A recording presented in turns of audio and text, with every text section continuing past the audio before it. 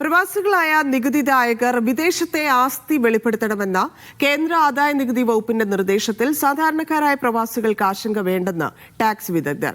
എന്നാൽ വർഷം 182 ദിവസത്തിൽ കൂടുതൽ ഇന്ത്യയിൽ തങ്ങിയ പ്രവാസികൾ വിദേശത്തെ ആസ്തി വെളിപ്പെടുത്തേണ്ടി വരും. ഇന്ത്യയിൽ ബാങ്കുകൾ സാധാരണ സേവിങ്സ് അക്കൗണ്ട് നിലനിർത്തുന്ന പ്രവാസികളും ഇക്കാര്യത്തിൽ ജാഗ്രത പാലിക്കണമെന്നുമാണ് വിദഗ്ധർ പറയുന്നത്. കഴിഞ്ഞ മാസം 28 മുതലാണ് വിദേശത്തെ ആസ്തി വെളിപ്പെടുത്തണമെന്നാവശ്യപ്പെട്ട് വിവിധ രാജ്യങ്ങളിൽ ബിസിനസ് രംഗത്തുള്ള പ്രവാസികൾക്ക് കേന്ദ്ര ആദായ നികുതി വകുപ്പിന്റെ SMS ഇമെയിൽ സന്ദേശങ്ങൾ ലഭിച്ചത്.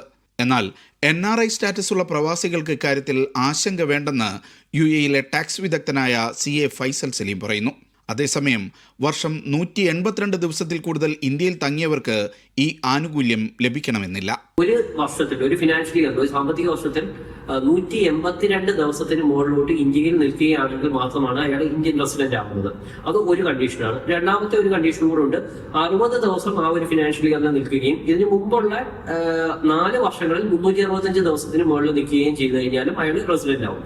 അപ്പം ഇങ്ങനെ റെസിഡന്റ് ആയ ആളുകൾക്ക് മാത്രം ആണ് ഈ ഒരു റൂളിന്റെ ആപ്ലിക്കബിലിറ്റി വരുന്നത്. ഇന്ത്യയിലെ സേവിങ്സ് ബാങ്ക് അക്കൗണ്ടുകൾ നിലനിർത്തുന്നവർ ഇൻകം ടാക്സിന്റെ പരിധിയിൽ വരാതിരിക്കാൻ NRE, NRO അക്കൗണ്ടുകളിലേക്ക് മാറേണ്ടി വരും.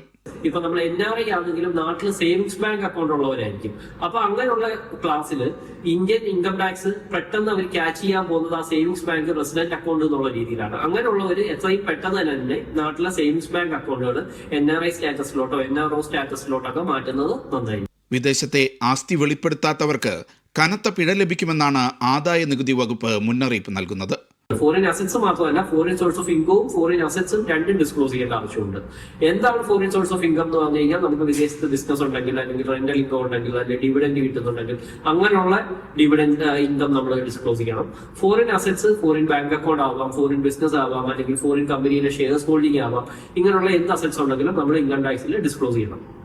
ആ ഡിസ്ക്ലോഷർ നമ്മൾ നേരത്തെ ഇൻകം ടാക്സ് ഫയൽ ചെയ്യുന്ന സമയത്ത് ചെയ്തിട്ടില്ല എന്നുണ്ടെങ്കിൽ 31 ഡിസംബർ 2026 മുമ്പ് നമ്മളത് അപ്ഡേറ്റ് ചെയ്യാനാണ് പറയുന്നത്. അത് ചെയ്തിട്ടില്ല എന്നുണ്ടെങ്കിൽ അതൊരു ക്രിമിനൽ ഒഫൻസ് ആയിട്ട് വരും. ഇന്ത്യയിലും വിദേശത്തും ബിസിനസ് നടത്തുന്ന പ്രവാസികളിൽ പലർക്കും ആദായ വകുപ്പിന്റെ SMS ലഭിച്ചത് നിരവധി പേരെ ആശങ്കയിലാക്കിയിരുന്നു. Media 1 Dubai.